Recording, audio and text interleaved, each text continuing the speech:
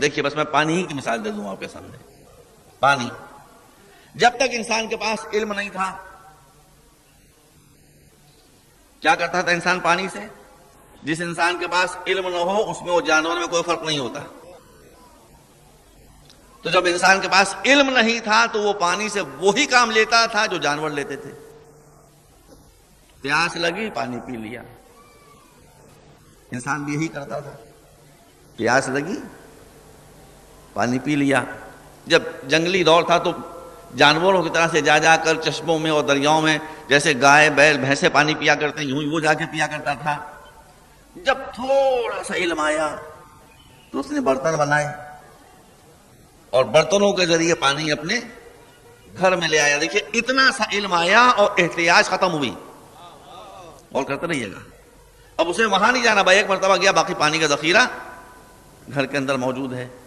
پھر علم اور آگے بڑھا تو اریگیشن شروع ہو گیا.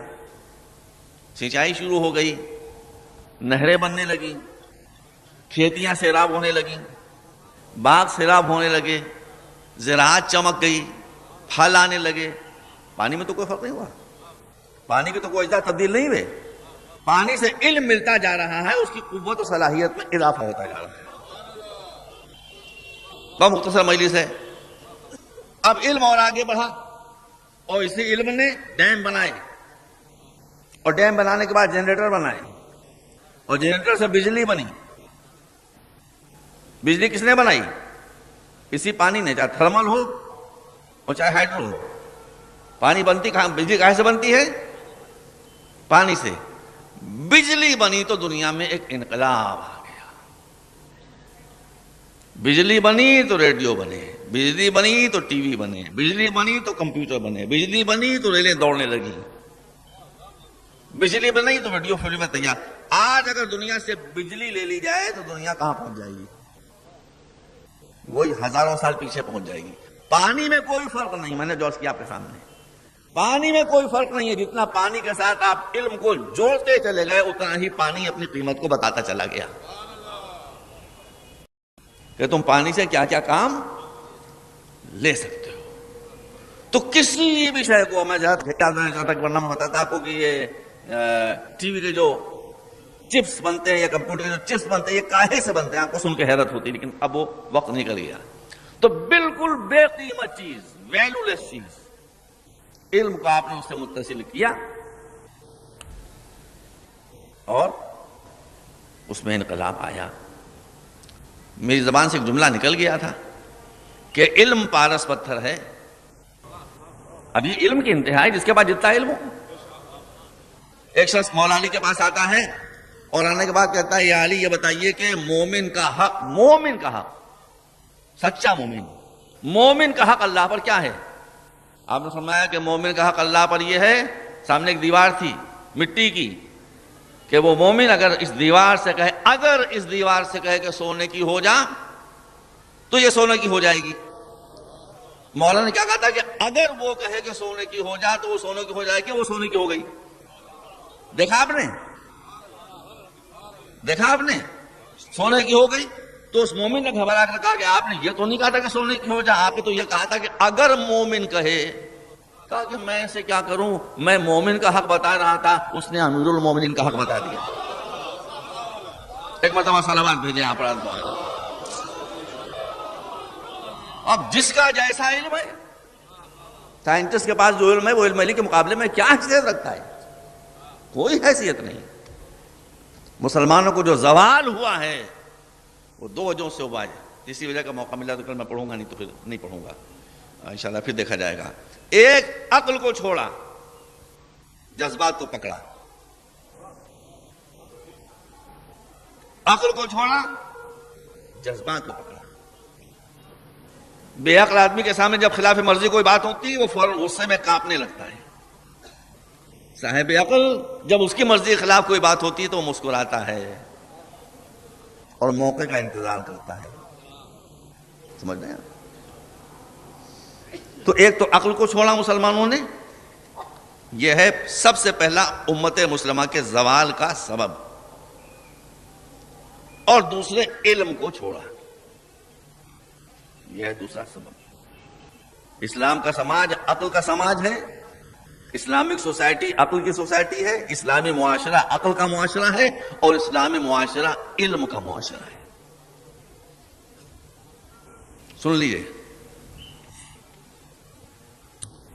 حضور پیغمبر کریم خاتم المرسلین تھے، افضل الانبیاء تھے، ان سے بڑی کوئی ذات دنیا میں نہیں گزری ہے، ان کے اوپر صرف اللہ ہے، باقی جتنے ہیں وہ سب ہم سے چاہے جتنا اونچے ہوں مگر ان سے نیچے۔ یہ ہر مسلمان کا عقیدہ ہے جس میں ہم بھی شامل ہیں۔ اب ایک شخص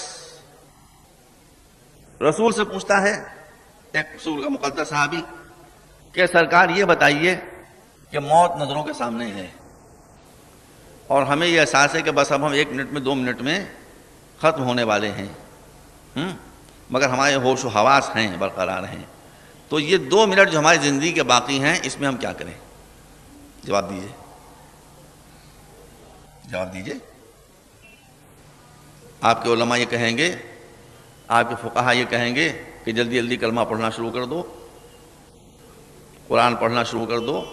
قرآن مانیے گا، میں تو حدیث ہے جو آپ کے سامنے پیش کر رہا ہوں، یہی سب آپ کہیں گے اور غلط نہیں کہیں گے۔ مگر جب رسول سے وہ صحابی پوچھتا ہے کہ 2 منٹ باقی ہیں مرنے میں، ہمارے ہوش حواس ہیں، ہم کیا کریں؟ تو کہا کہ یہ 2 منٹ کا وقفہ غنیمت سمجھو، ان 2 منٹوں میں کسی علمی موضوع پر کسی سے بات کر دو۔ کیا فرمایا؟ کہ 2 منٹ جو بچے ہیں اس میں کسی علمی موضوع پر کسی آدمی سے بات کر لو کہ دنیا سے جاؤ تو جاتے جاتے علم میں کچھ اضافہ ہو جائے۔ تو سیاسی نیتاؤں میں، سیاسی رہبروں میں اور نبی میں فرق یہ ہوتا ہے، چرچل بہت مشہور سیاستدان تھا، اس نے سیاستدان کی بڑی اچھی ڈیفینیشن کی ہے، گرہ میں باندھ لیجئے، جس کی بھی جو بات اچھی ہو اس کو گرہ میں باندھ لیجئے۔ چرچل ایک زمانے میں تھا نہیں، مجھے تو یاد بھی نہیں ہے، بہت زمانہ ہو گیا، مگر بہت مشہور گزرا ہے، برٹش پرائم منسٹر تھا۔ تو وہ یہ کہتا تھا کہ پولیٹیشین کی اس نے تعریف کی ہے کہ he thinks something else, says something else and does something else۔ سیاستدان کی سب سے بہتر تعریف یہ ہے کہ اس کے دل میں کچھ ہوتا ہے، زبان سے کچھ اور کہتا ہے، کرتا کچھ اور ہے۔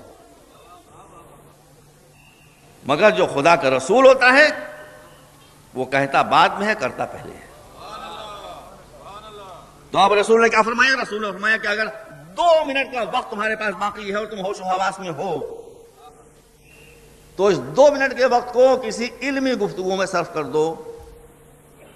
اب کڑی سے کڑی ملائیے کہ رسول کا وقت آخر قریب آ گیا۔ کوئی کہے کہ رسول ہوش میں نہیں تھے، میں تو یہ کہتا ہوں جو یہ کہتا ہے کہ رسول ہوش میں نہیں تھے وہ خود ہی ہوش میں نہیں ہے، وہ خود ہی ہوش میں نہیں ہے۔ رسول معذرت بے ہوش ہو سکتے ہیں، رسول کے ہوش و حواس کا اثر پڑ سکتا ہے۔ تو اب رسول کا وقت آخر قریب ہے، پیشانی پر پسینہ آ چکا ہے کہ ایک مرتبہ مولا علی سے کہا علی قریب آؤ، ادنو منی، قریب آؤ، اور جب علی قریب آئے کہا اپنا کان میرے دہن کے قریب لاؤ۔ علی اپنا کان رسول کے دہن کے منہ کے قریب لے گئے۔ 1 منٹ 1.5 منٹ، اب وقت تعین کا تھوڑی دیر کا لفظ۔ اس کے بعد علی نے جب سر اٹھایا اور آپ کا کان رسول کے دہن سے دور ہوا تو لوگوں نے پوچھا کہ رسول نے کیا کہا؟ دیکھیے کیا کہا تھا رسول نے کہ اگر 2 منٹ بھی باقی ہیں تمہاری موت میں تو یہ وقفہ علمی گفتگو میں صرف ہو۔ دیکھا نا آپ نے؟ آپ جب مولا سے لوگوں نے پوچھا کہ رسول نے کیا کہا آپ سے، کہا کوئی راز کی بات نہیں کہی، کہا پھر کیا کہا؟ کہا علمنی رسول اللہ الف باب من العلم، رسول نے اس چند لمحوں میں علم کے 1000 باب مجھے تعلیم کر دیے۔